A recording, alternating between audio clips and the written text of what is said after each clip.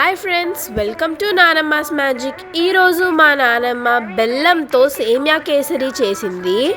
ఇది చాలా టేస్టీగా ఉంది. దీని రెసిపీ మా నానమ్మ మీతో చెప్పేబోతుంది. So let's move on to the recipe. Cup సేమియా, కప్పుతో బెల్లం, అదే కప్పుతో బెల్లం, జీడిపప్పు, కిస్మిస్లు, యాలకుల పొడి. ఇదిగో స్టవ్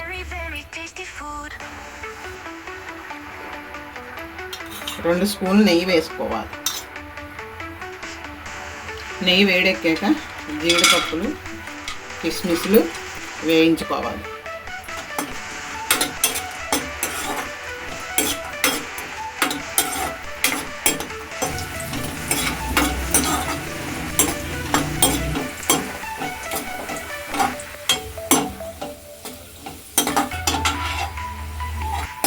ఇప్పుడు జీడిపప్పులు వేగిపోయినాయండి, ఒక ప్లేట్లోకి తీసేసుకుందాం.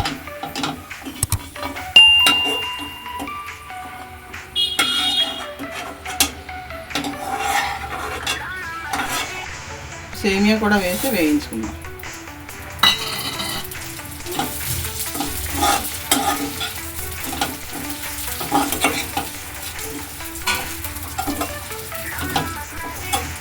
సో గాయ్స్ చూడండి, సేమియా వేగుతున్నప్పుడు ఆ నెయ్యిలో ఆ వాసన చాలా బాగుంది, గుమగుమలాడిపోతుంది అసలు ఆ వాసన. మా నానమ్మ ఈ రెసిపీ చేస్తున్నప్పుడు సేమియా వేగుతుందండి, ఇంకా కొంచెం ఎరుపు రంగు రావాలి. సో గాయ్స్ రెసిపీ అయ్యేలోపు మీకు ఫేవరెట్ ఫుడ్ ఏమైనా ఉంటుంది కామెంట్ సెక్షన్లో పెట్టండి. మేము తప్పకుండా ఆ ఫుడ్ రెసిపీ ట్రై చేస్తాం. తీసేస్తున్నాను ప్లేట్లోకి.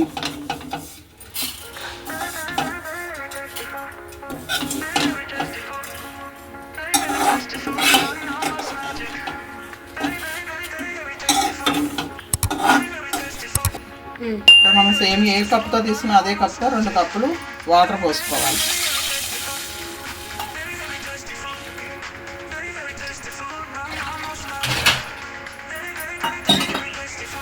చూడండి, ఇప్పుడు వాటర్ మరుగుతుందండి.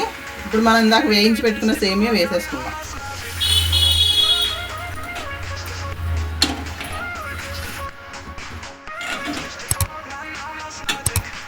సో గాయ్స్ చూడండి, సేమియా ఉడుకుతుంది. సేమియా ఉడికిపోయిందండి. ఇప్పుడు ఇందాక మనం తీసి పెట్టుకున్న బెల్లం వేసేసుకుందాం.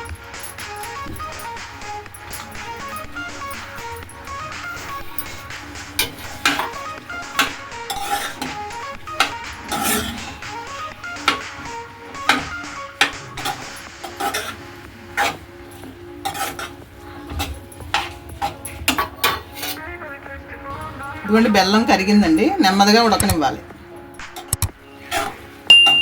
ఇంకా కొంచెం రావాలండి పాప. మీకు కావాలంటే ఫుడ్ కలర్ కూడా వేసుకోవచ్చండి. బెల్లం వల్ల మాకు కలర్ బాగానే వచ్చేసింది. ఇప్పుడు దగ్గరగా ఎగిరిందండి, కొంచెం నెయ్యి కూడా వేసుకుందాం.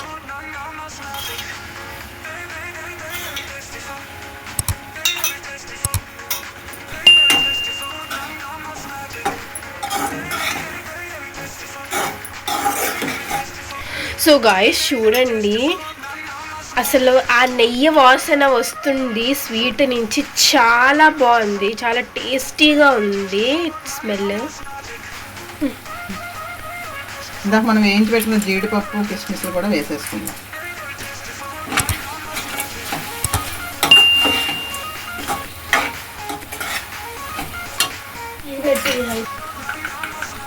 కొంచెం యాలకుల పొడి కూడా వేసేసుకుందాం.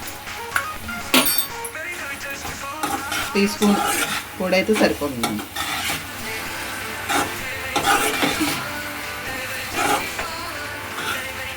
రెడీ అయిపోయిందండి సేమియా కేసరి.